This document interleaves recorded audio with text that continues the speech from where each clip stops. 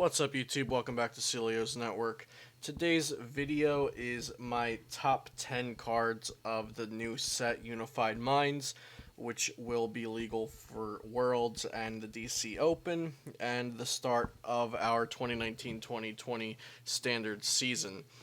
I do think these kind of top 10 videos are rather arbitrary. People have different means of ranking and judging the cards. But it is a lighter kind of video to make. It's kind of fun to see, if you were wrong or right about how good cards would be and how much they were played. So without further ado, first we're going to take a look at my honorable mentions that did not quite make the top 10 list. So for our honorable mentions, we've got Mega Sableye Tyranitar Tag Team and Garchomp Tina Tag Team. So we'll start with Mega Sableye and Tyranitar. I do think this is a good card. It's definitely not one of the bulk GXs of the set. 280 HP is pretty stupid. These HPs are just getting higher and higher. And this will see play for Greedy Crush, which does 210.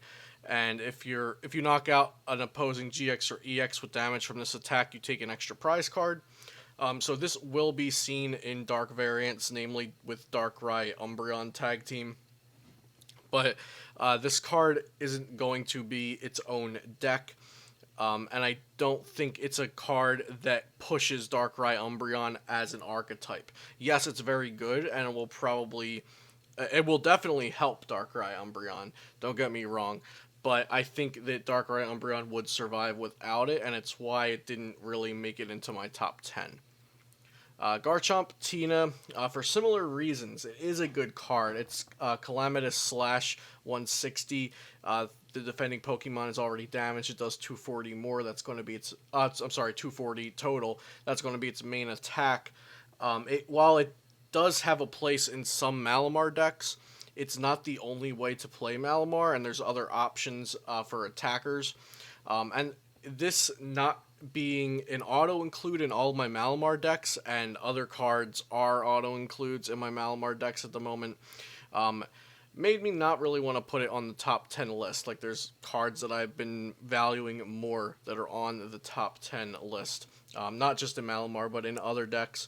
So I do think it will see play, and I do think it will see success at least Worlds and the DC Open, because that's what's on the horizon right now. But it doesn't really strike me as a top 10 card because it's fairly replaceable, because you can choose to either just use single prizers instead of it, or you can choose to use Ultra Necrozma instead of it. So after seeing that I did not put Giratina Garchomp Tag Team and Sableye Tyranitar Tag Team into the top 10, I imagine some mixed responses on my number 10 card for the list, which is Pokemon Research Lab. It's a stadium card. Once during each player's turn, that player may search their deck for up to 2 cards that evolve from an unidentified fossil and play them onto their bench. That player shuffles their deck, and then their turn ends. So this is objectively a very good card. Fossils are made to be slightly more powerful than a lot of their Stage 2 counterparts or Stage 1 counterparts, just because you have to get them out via evolving from a fossil, which is a trainer. Right now, Nest Ball is gone in Standard, so Evolution Pokemon as a whole are at a disadvantage if you're playing an Evolution type deck. I think Pokemon Research Lab puts fossils at an advantage now, since this can get 2 Pokemon Stage 1s that would normally have to evolve from a fossil, and now put them on straight to your bench. Powerful cards from the new set like Aerodactyl GX and Turtuoga that evolves into Caracosta, and then Arkin that evolves into Archeops, and even some older fossils like Kabutops and Omastar. I do think this is a very strong card. I don't think fossils are tier 1, but I do think they're a rogue deck to watch out for if people really get a very good list for it and play the correct fossils and prepare for the correct meta at Worlds or the Open. And yeah, this card just does something nuts that we've never seen before for fossils. I really welcome it here, and I hope we get some cool decks out of it. On to number 9 is going to be Espeon and Deoxys GX Tag Team. So, you might have heard me talking about how much I like this card for Malamar, and this is actually in every single one of my Malamar variants right now. Because of its Cross Division GX, you can replace that with other Pokemon to clean up, but Cross Division GX is just so good without Guzma in the format, and if you don't want to put custom catchers into your Malamar deck. The problem that Malamar can have without a card like this that can put damage onto the bench is that your opponent can just retreat a damaged Pokemon that's out of spell tag damage range, and then it just sits there and never gets knocked out, and you lose because of that. So Cross Division GX for 3 energy puts 10 damage counters however you like on your opponent's board, and if you have 3 extra energy, so 6 altogether, you can put 20 damage counters on your opponent's board however you like. So this really can help you clean up games if there's damage around from previous attacks and spell tag damage and even distortion door pings. It all adds up, and that's why I have Espeon Deoxys on this list. It's not higher because Psychic Club, 10 damage plus 30 more for each of your own benched Psychic Pokemon. That attack is very underwhelming, so it's here just for the GX attack.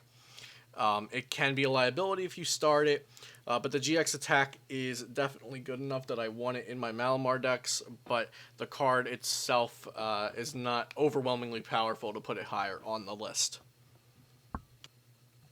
Next, for number 8, we've got Umbreon and Darkrai GX Tag Team. So like I said about Deoxys, it was just there for the GX attack mostly. This card is here for the whole card. So 270 HP, resistant to Psychic, can definitely be relevant in this meta we're going into where Malamar seems really strong.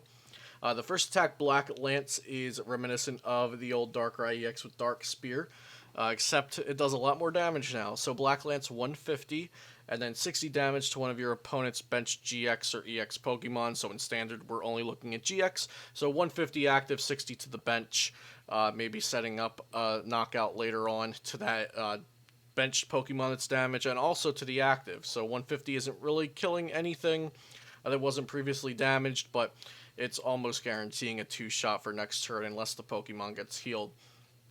And then Dark Moon GX is really, really good. For colorless, Dark Moon GX just prevents the opponent from playing trainers next turn, which in and of itself is a very good effect. With 5 additional energy, so 6 energy attached, you also knock out the defending Pokemon.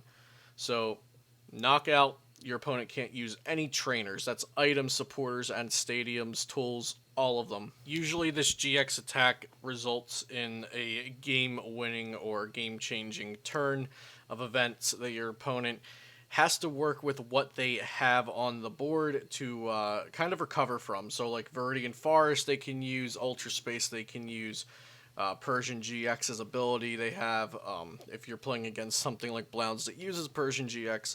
But in a lot of cases, Dark Moon GX just seals the deal for them.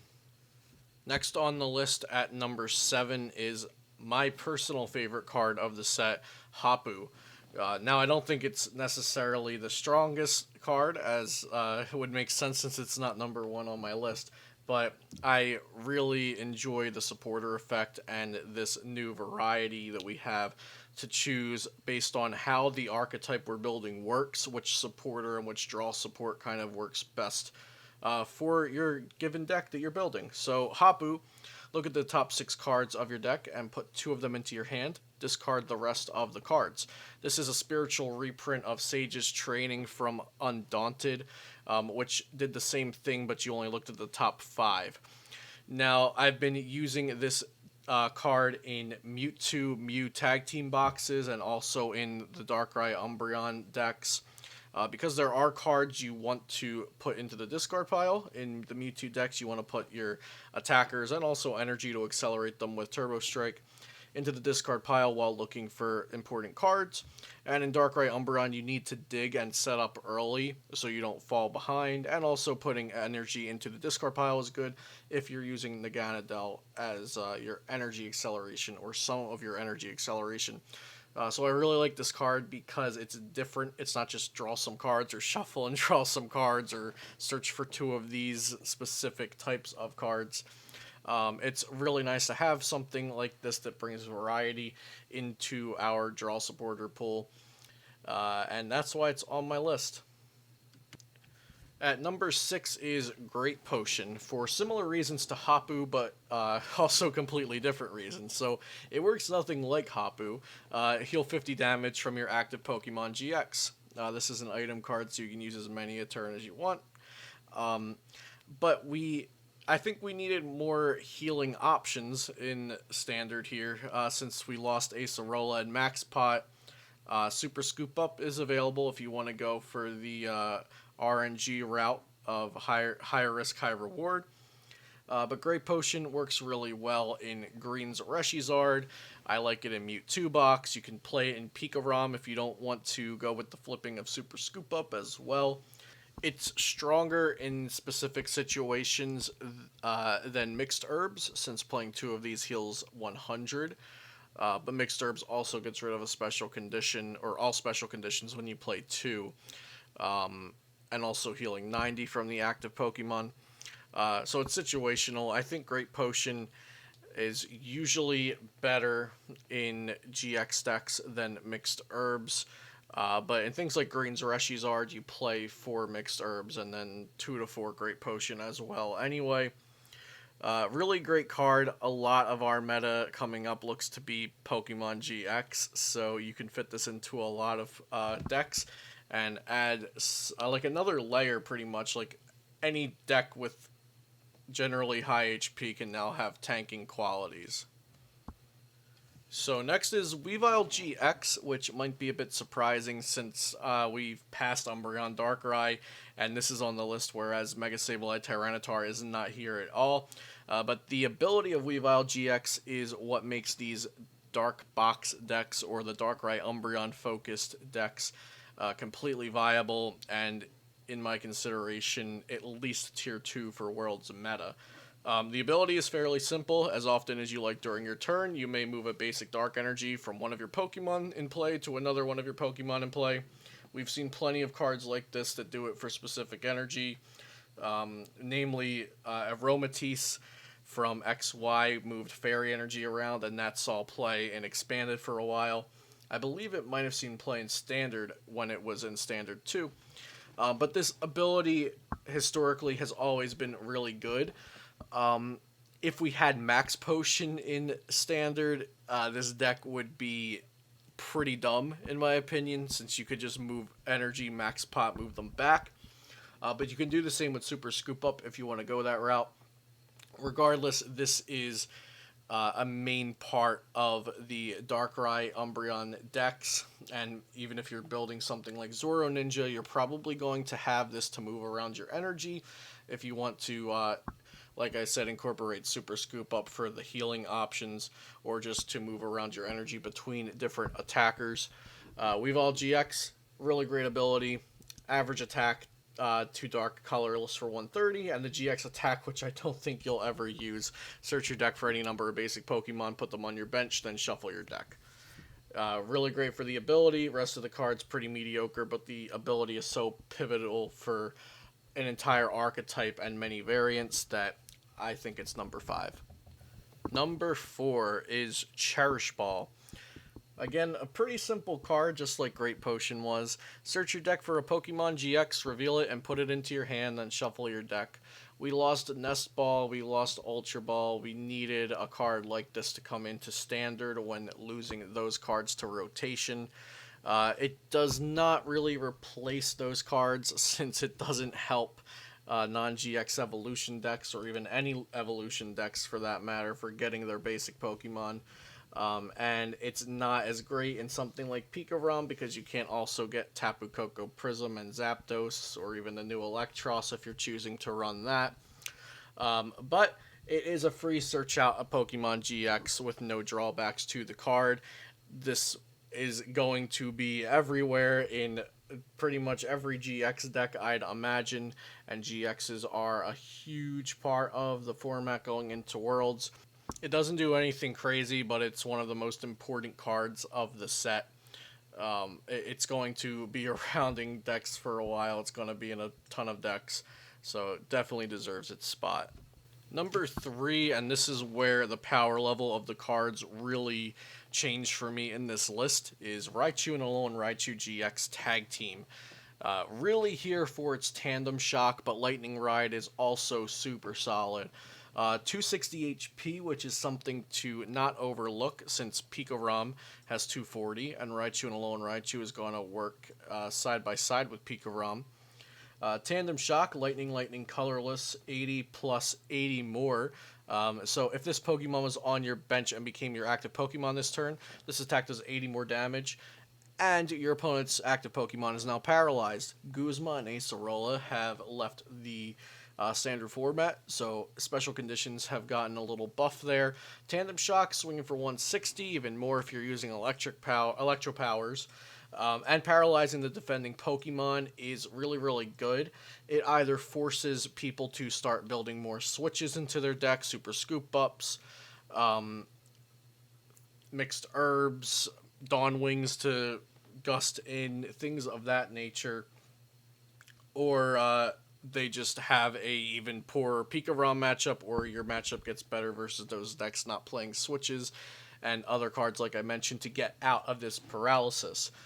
Even if they are playing it, Reset Stamp, spoiler alert, is a card in this set, and you can always try to remove their options in their hand and then Tandem Shock them to try to get them stuck there.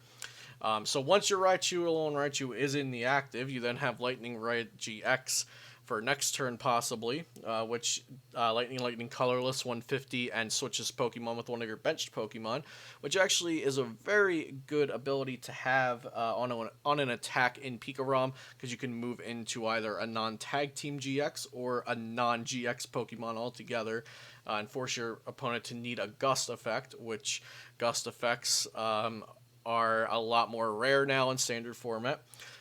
And then the attack's additional effect is if you have 2 extra lightning energy attached to this Pokemon, it also does 100 more damage. So 5 energy or 4 energy if you have a Thunder Mountain in play, 250 damage to the active, and then you switch with one of your bench Pokemon, which, like I said, can be really good.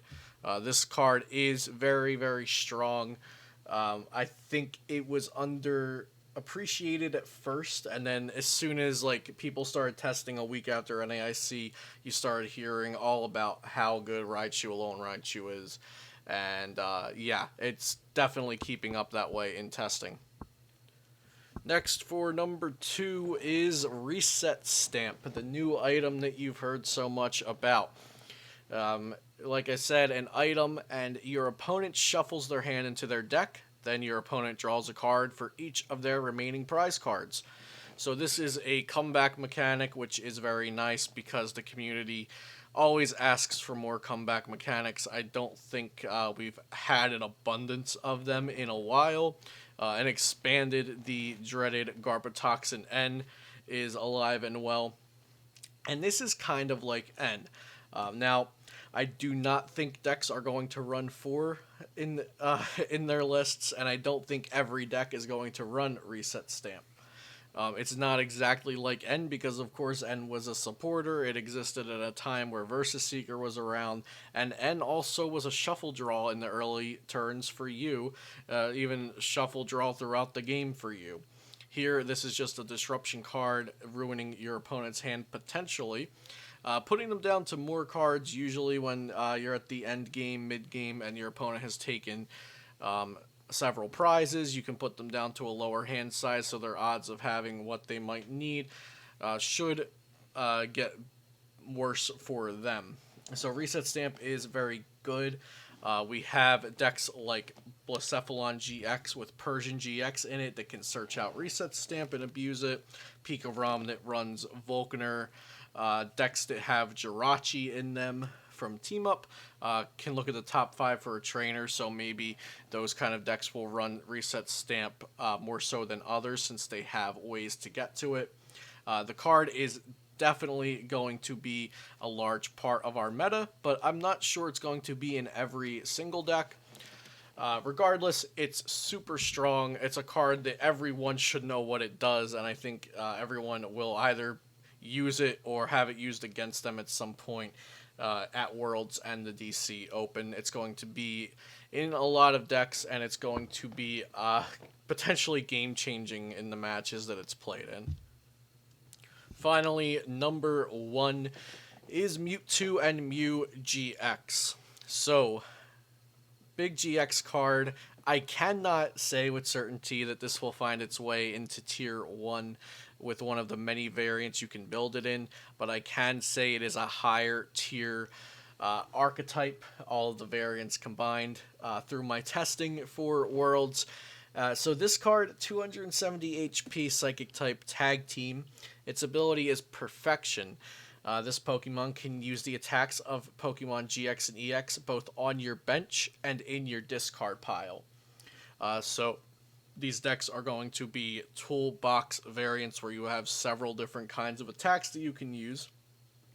And something about this card that many were overlooking in the early stages of Unified Minds testing is Miraculous Duo GX, which Psychic Colorless does 200 damage, which is already a nice chunk of damage on the card. Maybe your opponent power planted you and you can't use Perfection, so you use Miraculous Duo GX for 200 while you're trying to find a Stadium or a Reset Hole Marshadow. Its additional effect is if this Pokemon has at least 1 extra energy attached to it, heal all damage from all of your Pokemon. So this is very good. Heal all damage from all of your Pokemon. It's not just Mewtwo Mew. This isn't the selling point of the card, the ability is, but it's really good to have this kind of tanking. Even if you play Great Potion in your Mewtwo decks, then you have this as an additional way of healing and tanking. And if you're rotating between Mewtwo Mews or even other attackers in your deck, and then you can just boom heal all of it, that can be pretty game changing. And when you're looking at GX attacks, it's a once a game kind of thing, so you want to make sure that it's worth using the specific GX attack in a game. And Miraculous Duo is definitely worth it in several games that I've been playing and testing, even though you can have like kind of infinite GX attacks to choose from in the way you build your deck with Perfections, because you can copy so many different good and cool and unique attacks depending on what you want to put in your deck. I think this card is unique. It's definitely strong with its own attack and the ability. It promotes versatile and unique deck building, has high HP. It has Jirachi GX in this set as well to take away its weakness. But I don't think it's overpowered. I do think it's, like I said, unique and versatile, very strong. It's cool and it's fun to play with. I do think this card will see a ton of play at Worlds and DC Open. Of course, I can't say that it's going to win or be one of the strongest decks, but I do consider it the overall best card out of Unified Minds. So I hope you guys enjoyed this video, and I would love to hear what your top 10 cards out of Unified Minds are. Of course, I'm sure we will have some discrepancies, and maybe I didn't include your favorite card, or it was lower on the list than you would have liked, or you think I'm out of my mind for calling Mewtwo Mew the #1 card in the set. Regardless of what it is, I'd love to hear it from you guys. Thanks for watching. Be sure to subscribe if you enjoyed and you want to see more videos like this in the future, and use code CELIO, all caps, for 10% off at flipsidegaming.com. I'll see you next time here on Celio's Network.